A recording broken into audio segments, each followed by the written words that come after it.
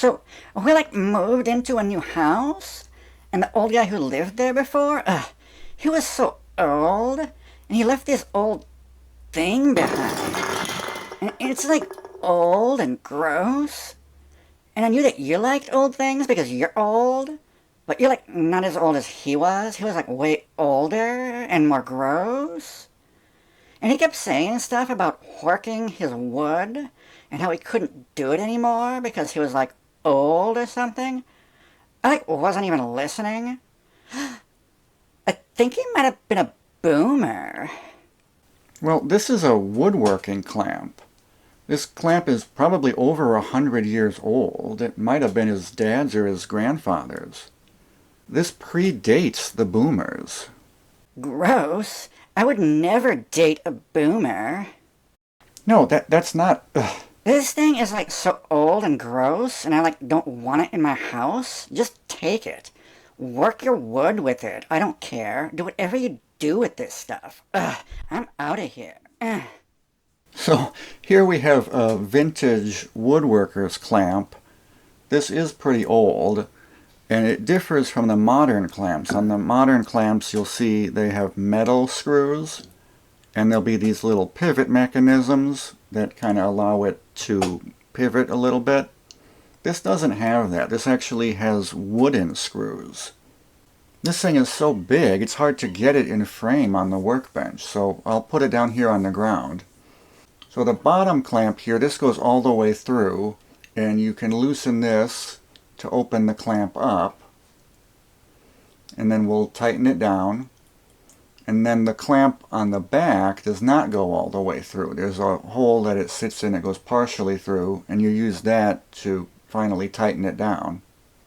So now we have a clamp clamped in a clamp. It's like clamp inception, or clampception. So first thing we want to do is take this apart. And I'm not going to go crazy with the restoration on this. I just want to clean the gunk off of it. I want to preserve as much of the original character and history that it has. So here we have it clamped in the vise. And I'm going to be using mineral spirits and steel wool pads to clean the gunk off of this.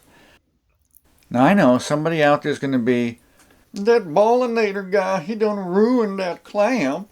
He put them spirits on there and it dried out the wood. It's gonna crack. No, that's cap. The wood isn't gonna crack. This wood has been drying out for like 70 years now. And it's already got some cracks in it. So when we're done here, we're going to be treating this with boiled linseed oil, which will actually help preserve the wood. Now when we get to the tip here, the steel wool just was not cutting it. There was some kind of gunk on there that was really thick and nasty, and it just wouldn't come off. So I ended up switching to a piece of sandpaper, and even the sandpaper wasn't really taking it off. So here we're flipping it around, going to the other side, basically just repeating the same process. The mineral spirits really help to kind of lift the dirt out of there. In the past I've also used denatured alcohol. It doesn't quite work as good. And now we're on to the bottom, just repeating the same process again here. And when we flip this over to the other side, here's where you'll start to see the lettering on it. It looks like it says Geo Carroll and Company. Now I tried to look up a George Carroll Company online. I was not able to find anything. There was a George Carroll funeral home down in Texas, but nothing about a tool company. Now this back part also had a thick layer of gunk on it. Steel wool again wasn't cutting it. I tried scraping it off with a plastic scraper blade.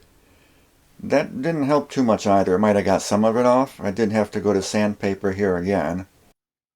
Now after cleaning this off, I also noticed there is some markings on the back here as well. They're really faint and hard to make out. I'll try and get a close-up of them later. I know, somebody's going to say, "Oh, you ruined that. You sanded off the markings when you used that sandpaper." No, if anything, I exposed the markings. There was a pretty heavy, thick layer of dirt on the back here, and it was after I cleaned that off that I exposed the lettering.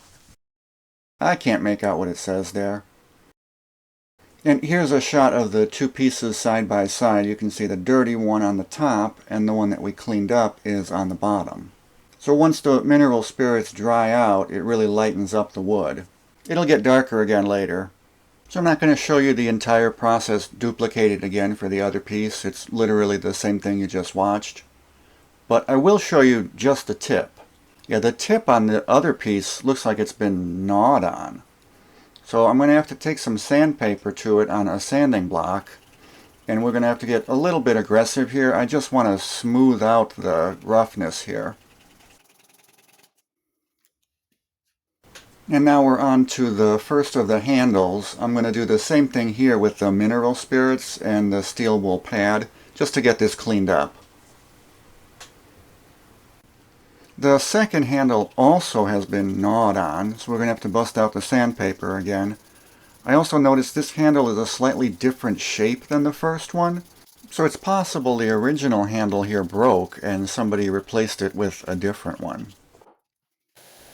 For the threads on the handles, I wasn't sure how I was going to clean the dirt out of there. I didn't want to spend an hour scrubbing on them with a toothbrush, so I tested out a small area on the fiber bristle wire wheel to make sure it wouldn't damage the wood.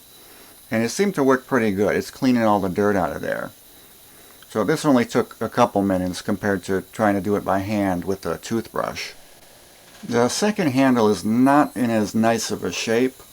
You can see there's some chunks missing out of the threads, and there's also a bunch of glue residue on it. I think it's possible that this piece split at one time and somebody glued it back together. I'm not sure. So here's what all the pieces look like after cleaning. The next step is going to be to apply the boiled linseed oil, or BLO Finish. I like this finish as it protects the wood. It kind of rehydrates dried out wood. You'll see here as it's applied, the color immediately comes back to the wood. The trick with this finish is you need to apply it every day for a week, then once a week for a month, then once a month for a year, and then after that you can just apply it once a year. I know, somebody's screaming, "You're gonna burn your shop down using that BLO. Them rags are gonna spontaneously conduct." No, you just have to be careful. When done, take the rags that you used to apply the oil and lay them outside to dry out. Put a rock on top of them so they don't blow away in the wind. Once they dry out, they're no longer a fire risk.